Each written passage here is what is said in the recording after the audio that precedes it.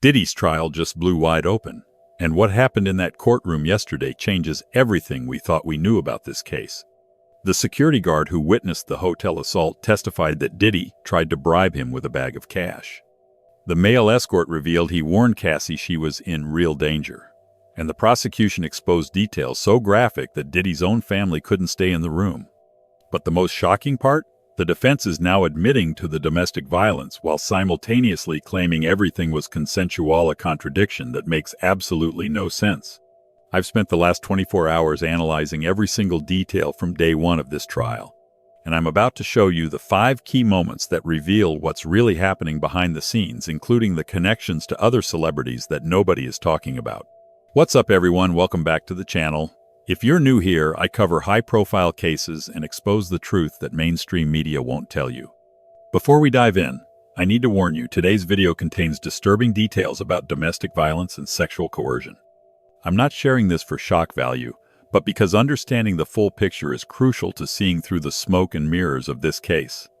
Now, I've been following Diddy's case since the raids first happened, and I've never seen a trial start with such explosive testimony.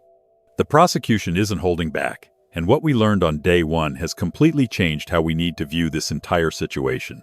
In this video, I'm going to break down the security guard's testimony that directly contradicts Diddy's defense, the male escort's shocking revelations about what really happened behind closed doors, why Diddy's own family members walked out during testimony, the 5 contradictions in the defense's strategy that expose their real game plan, and finally, what this means for the other celebrities who might be implicated as this trial continues.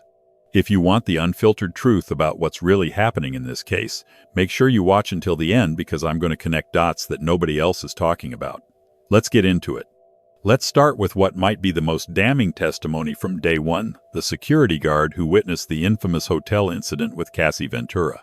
Israel Flores, an LAPD officer who was working security at the Intercontinental Hotel in 2016, took the stand and immediately blew holes in Diddy's defense strategy. Here's what happened. Flores testified that he responded to a call about a woman in distress on the 6th floor. When he arrived, he found Diddy in a towel with what he described as a devilish stare, while Cassie was huddled in a corner looking terrified. Now, the defense tried to paint this as just a heated argument over a phone claiming Diddy has a temper but isn't a sex trafficker. But Flores's testimony completely contradicts this narrative. According to Flores, Cassie told him, "I want to get my phone, my bag, I want to leave." But Diddy was saying, "You're not going to leave." This is crucial because it shows Cassie was trying to escape, no just having a mutual argument, as the defense claims. But here's where it gets even more disturbing. Flores testified that after he escorted Cassie back to the room to get her belongings, Diddy called him over and handed him what he described as a sack of money, saying, "Here, take care of this for me. Don't tell anyone." Think about that for a second. Diddy wasn't just trying to control Cassie. He was actively trying to bribe a law enforcement officer to cover up what happened. And remember, this wasn't some random incident. The jury was shown multiple angles of the surveillance footage, which clearly shows Diddy grabbing Cassie from behind, throwing her to the floor, stomping on her, and dragging her back toward their room. The defense wants you to believe this was just domestic violence, not sex trafficking.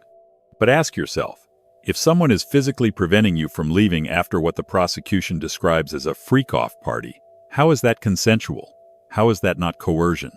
The security guard's testimony is devastating because it establishes a pattern of control, violence, and attempted cover-ups that directly supports the prosecution's racketeering and trafficking charges. Now let's talk about the testimony that was so graphic that Diddy's own daughters had to leave the courtroom. Daniel Phillips, who identified himself as a male strip show manager, testified that he was initially contacted by Cassie for what he thought would be a bachelorette party at the Gramercy Park Hotel. But when he arrived, there was no party, just Cassie in red lingerie, a red wig, sunglasses, and platform shoes. According to Phillips, she told him, "I'm sorry, it's just me and my husband. Do you mind? Could you still come in?" Phillips testified that what followed was a sexual encounter with Cassie, while Diddy watched from a corner of the room, pleasuring himself. And this wasn't a one-time thing. Phillips said these encounters happened multiple times at various locations, including their Manhattan residences and other hotels. But here's the bombshell that nobody in mainstream media is fully unpacking. Phillips testified that he tried to warn Cassie, telling her, "You're in real danger if you stay with him." Think about that. This wasn't just someone hired for consensual adult activities. This was someone who witnessed enough concerning behavior to feel compelled to warn Cassie about her safety. The prosecution also revealed something truly disturbing. They alleged that during one of these encounters, Diddy forced the male escort to urinate on Cassie. I'm not including this detail for shock value, but because it speaks directly to the level of degradation and control that prosecutors say was happening. Now, the defense wants you to believe this was all part of Diddy's consensual swinger lifestyle. But here's the contradiction they can't explain away. How can you claim someone is freely participating in a swinger lifestyle while simultaneously admitting that Diddy was violently jealous and abusive? These two narratives cannot coexist. Either Cassie was a willing participant in an open sexual relationship, or she was being controlled by a jealous, violent man who beat her when she tried to leave. It cannot logically be both. And that's exactly what the prosecution is establishing, that these weren't consensual encounters, but coerced performances that Diddy allegedly recorded as blackmail to maintain control. One of the most telling moments from day one wasn't testimony at all. It was the reaction of Diddy's own family. When the trial began, Diddy's mother and 6 of his children were seated in the second row of the courtroom. His sons and twin daughters arrived, holding hands, presenting a united front of family support. But as the testimony became more explicit and disturbing, something significant happened. Diddy's 3 daughters got up and walked out of the courtroom. This wasn't just because the content was sexually explicit. These young women left because they were hearing details about how their father allegedly treated women, including the graphic testimony about degrading acts that prosecutors say weren't consensual. Think about what that means. These are young women who came to support their father, but couldn't bear to hear the reality of what he's accused of doing. And Diddy's reaction? According to courtroom observers, he sat there dispassionately, with his arms folded at the defense table. No visible reaction to testimony that was so disturbing his own daughters couldn't listen to it. Even more telling is what happened after court adjourned. When the family left the courthouse, the daughters were noticeably absent. They didn't exit with the rest of the family. The united front from the morning had completely fractured by the end of day one. This isn't just about family drama, it speaks to the credibility of the testimony. When your own family members can't bear to hear what you're accused of doing, it suggests there's truth to the allegations. And it directly contradicts the defense's narrative that this is all about consensual adult activities being criminalized. If that were true, why would his daughters be so disturbed they had to leave? Now, I want to break down the 5 major contradictions in Diddy's defense strategy that expose what's really happening here. Contradiction number 1. The defense claims Diddy had a swinger lifestyle with consensual relationships, but also admits he was violently jealous. These two things cannot logically coexist.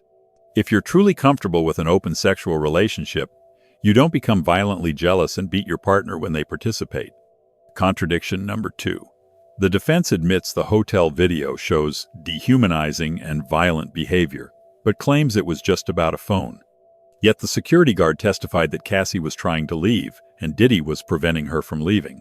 That's not an argument about a phone that's preventing someone from escaping. Contradiction number 3. The defense claims these were private, consensual activities, but then admits Diddy has a temper and committed domestic violence. If someone is violent toward you, how free are you really to consent or refuse? Contradiction number 4. The defense argues that the government has no place in Diddy's bedroom, but then acknowledges he was filming these encounters. According to prosecutors, these recordings were used as blackmail to maintain control. That's not private bedroom activity, that's creating leverage for coercion. Contradiction number 5. The defense portrays Cassie and the other accusers as strong, capable women who made their own choices, but then characterizes them as jealous girlfriends who would do anything to please Diddy. These portrayals are completely at odds with each other. What these contradictions reveal is that the defense doesn't have a coherent explanation for Diddy's behavior. They're throwing everything at the wall to see what sticks, hoping to confuse the jury enough to create reasonable doubt. But the prosecution's case is much more straightforward. They allege Diddy used violence, drugs, and blackmail to coerce women into sexual acts, then used his power and money to cover it up. And day one of testimony strongly supports this narrative. Now let's talk about what nobody else is discussing, the bigger implications of this case. and why it matters beyond just Diddy. First, we need to acknowledge that this trial isn't happening in isolation. There are currently dozens of civil lawsuits against Diddy, including allegations from people who were minors at the time of the alleged abuse. While those aren't part of this federal case yet, they paint a disturbing pattern that can't be ignored.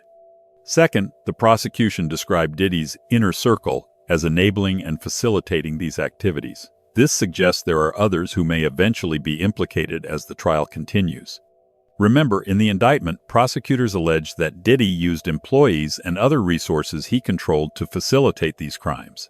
Third, there's the question of who else might have known or participated. The jury questionnaire included names like Kanye West, Kid Cudi, and Michael B.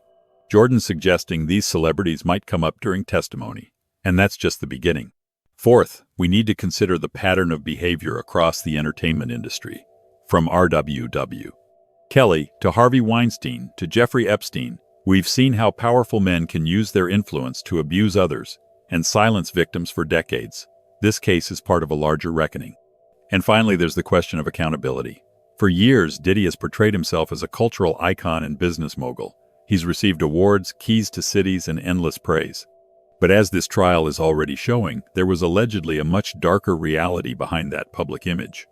This matters because it's not just about one man's actions. It's about a system that enables abuse and silences victims. It's about how money and power can be used to avoid consequences for decades. And most importantly, it's about finally listening to victims who have been trying to tell their stories for years, only to be dismissed or silenced. So where does this leave us after day one of the trial? The prosecution has come out swinging, with powerful testimony that directly contradicts Diddy's defense. The security guard's account of attempted bribery, the male escort's warning to Cassie, and the graphic details that drove Diddy's own daughters from the courtroom all paint a disturbing picture. And we're just getting started.